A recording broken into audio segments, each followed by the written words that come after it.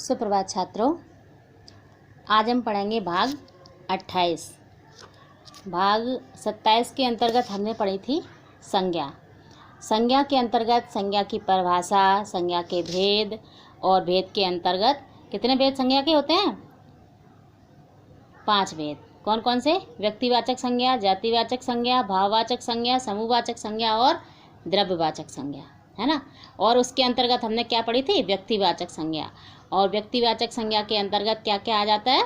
किसी भी व्यक्ति विशेष का नाम या किसी भी नदी, दिशा, पर्वत, पुस्तक, कुछ भी जिसका नाम दिया गया हो वो क्या हो गई? व्यक्तिवाचक संज्ञा हो गई। अब हम पढ़ेंगे जातिवाचक संज्ञा। चलिए शुरू करते हैं। जातिवाचक संज्ञा। जातिवाचक संज्ञा के अंतर्गत जिन संज्ञाओं से एक ही प्रकार की वस्तुओं अथवा व्यक्तियों का बोध हो उन्हें जातिवाचक संज्ञा कहते हैं। एक जैसे मतलब एक ही प्रकार की वस्तुओं का बोध हो, जैसे कि मनुष्य है, घोड़ा है, हाथी है।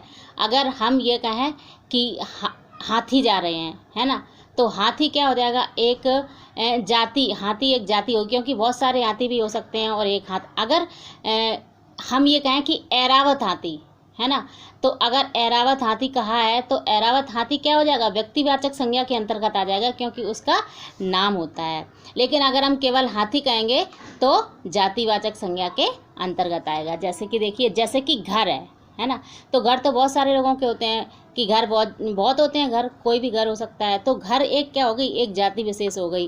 जैसे कि मनुष्य है ना, मनुष्य क्या है? मनुष्य तो मनुष्य के अंतर्गत स्त्री, पुरुष, बच्चे सब कुछ आ जाएगा। मनुष्य तो मनुष्य क्या हो गई? एक जाति हो गई, है ना। अब जैसे कि नदी है, अब मनुष्य के अंतर्गत हम कहें कि ये राम है, ये लक्ष्मण है, ये कृष्ण है, तो वो क्या हो जाएगा? व्यक्तिवाचक हो जाएगी, क्योंकि उसका एक नाम दिया गया है। लेकिन अगर हम केवल मनुष्य कहेंगे तो मनुष्य क्या होता है? जाति विशेष का बोध होता है, इसलिए मनुष्य क्या है? एक जातिवाचक संज्ञा है।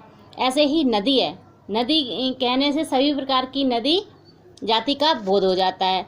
जैसे कि अगर हमने कहा कि नदी है, तो नदी तो बहुत सारी नदियाँ होती हैं, लेकिन अगर हम ये कहें कि ये गंगा नदी है, तो गंगा नदी अगर कहेंगे तो व्यक्तिवाचक संज्ञा हो जाएगी, और अगर केवल नदी कहेंगे तो जातिवाचक संज्ञा हो जाएगी, है ना। अब आपको समझ आ रहा होगा कि व्यक्तिवाचक संज्ञा और जातिवाचक संज्ञा के अंतर्गत क्या पहचान हो सकती है। क्या पहचान हो सकती है कि जातिवाचक संज्ञा के अंतर्गत किसी विशेष जाति का या किसी विशेष समूह का नाम लिया जाता है, और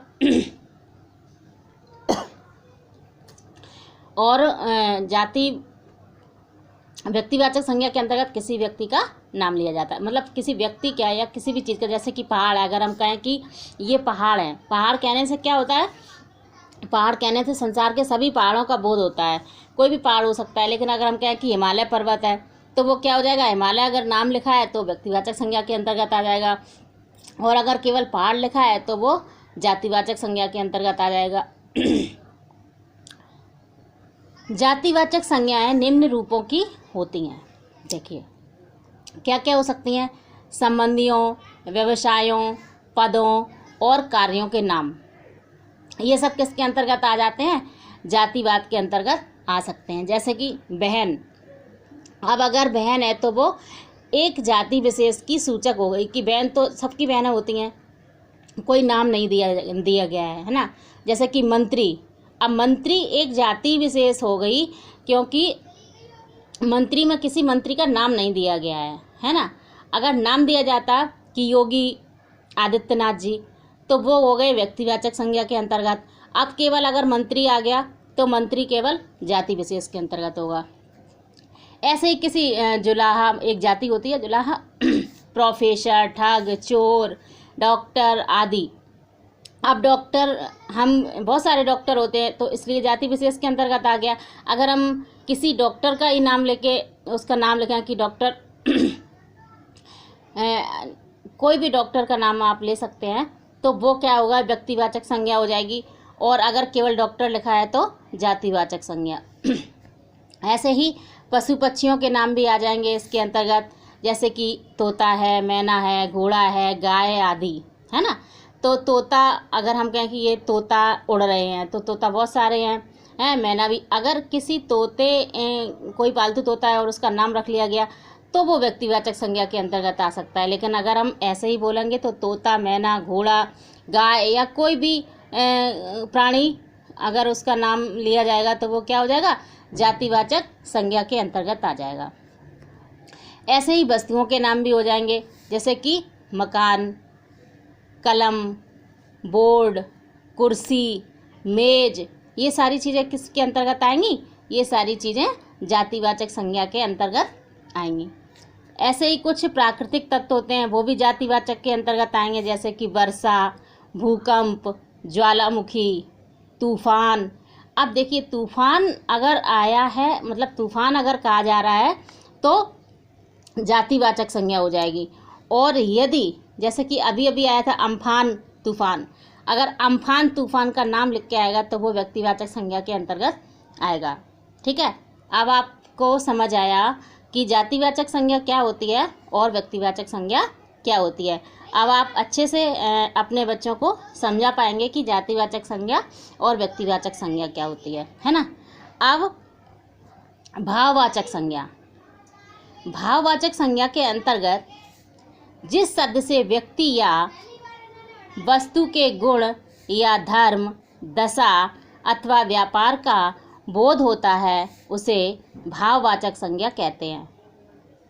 मतलब कोई भी जो भाव हमारे अंदर उत्पन्न होते हैं उनको जब हम बोलते हैं तो वो भाववाचक संज्ञा के अंतर्गत आ जाते हैं, जैसे कि बुढ़ापा, मिठास, नम्रता, समझ, अपनापन आदि। ये सब चीज़ें क्या है, ये अनुभव की जाती हैं, है ना। तो ये क्या है, ये भाव है हमारे तो ये किसके अंतर्गत आएंगे, भाववाचक संज्ञा के अंतर्गत आएंगे। इस संज्ञा का अनुभव हमारी इंद्रियों से होता है और प्रायः इसका बहुवचन नहीं होता। किसका बहुवचन नहीं होता, भाववाचक संज्ञा का कोई भी बहुवचन नहीं होता।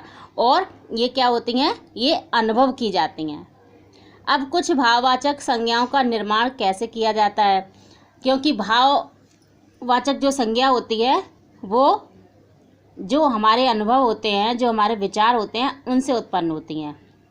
और कुछ संज्ञाओं से भी, कुछ अव्यय से, कुछ विशेषण से ये संज्ञाएं बनाई जाती हैं। देखिए, संज्ञाओं का निर्माण, भाववाचक संज्ञाओं का निर्माण जातिवाचक संज्ञा, विशेषण, क्रिया, सर्वनाम और अव्यय में प्रत्यय लगाकर बनता है। देखिए, विशेषण, पहले तो संज्ञा, फिर विशेषण और क्रिया, संज्ञा, विशेषण और क्रिया, सर्वनाम और अव्यय, ये जितनी चीज़ें होती हैं इनमें जब हम कोई प्रत्यय लगाकर नया शब्द बना लेते हैं तो भाववाचक संज्ञा बन जाती हैं है ना।